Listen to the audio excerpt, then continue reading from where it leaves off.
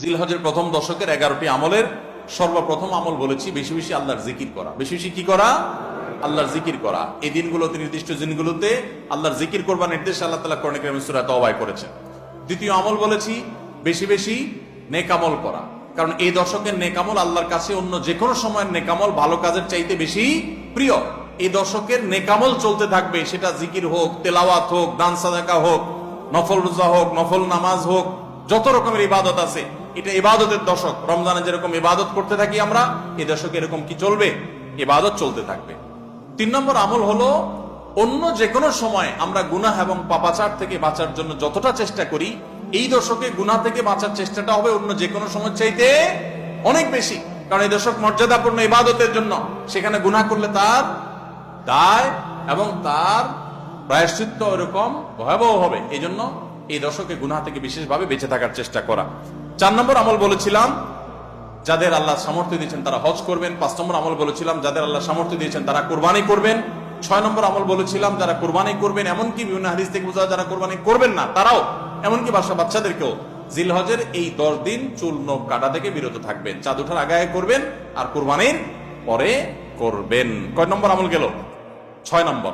7 নম্বর আমল হলো সাধারণভাবে এই 10 দিন রাত দিন যত বেশি পারেন উচ্চস্বরে সরবে তাকবীর পাঠ করতে থাকবেন। আল্লাহু আকবার, আল্লাহু আকবার, লা ইলাহা ইল্লাল্লাহ, আল্লাহু আকবার, আল্লাহু আকবার, ওয়া লিল্লাহিল হামদ। কোন হাদিসে 3 বার তাকবীর আসছে শুরুতে, আল্লাহু আকবার, আল্লাহু আকবার, আল্লাহু আকবার, লা ইলাহা ইল্লাল্লাহ, আল্লাহু আকবার, আল্লাহু আকবার, আল্লাহু আকবার, ওয়া লিল্লাহিল হামদ। আর 8 নম্বর আমল হলো এই তাকবীরটাই বিশেষ সময়ে, বিশেষ দিনে, বিশেষ সময়ে পড়া। সেটা কিভাবে? জিলহজ মাসের 9 তারিখ ফজরের পর থেকে নিয়ে জিলহজের 13 তারিখ আসরের নামাজ পর্যন্ত প্রত্যেক নামাজের পরে নারী পুরুষ সবাই এই তাকবীর নামাজের পরে একবার করে পাঠ করা। এটা হলো বিশেষ সময়, তাকবীরে মুকাইয়াদ বলা হয় এটাকে, স্পেশাল। এটা 8 নম্বর আমল। 9 নম্বর আমল হলো জিলহজের 1 থেকে 9 তারিখ পর্যন্ত এই সব দিনগুলোতে নফল রোজা রাখা মুস্তাহাব।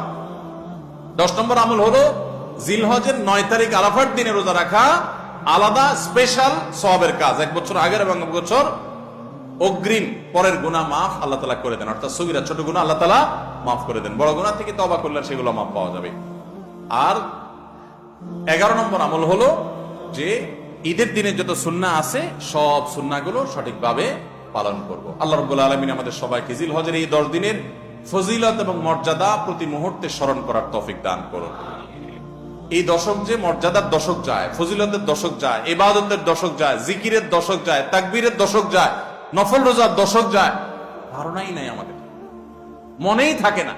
অনেক মানুষ আছে জিজ্ঞেস করলে ভাই তার হাবভাব দেখলে রুটিনের ভিতরে কোনো পরিবর্তন নাই। অন্য সময় ফজরে গাফলতি, এই দশকেও গাফলতি। আরে ভাই রমজান মাসে তো মানুষ বেনামাজিও নামাজ পড়ে, মাশাআল্লাহ, ঠিক না ভাই? ঠিক।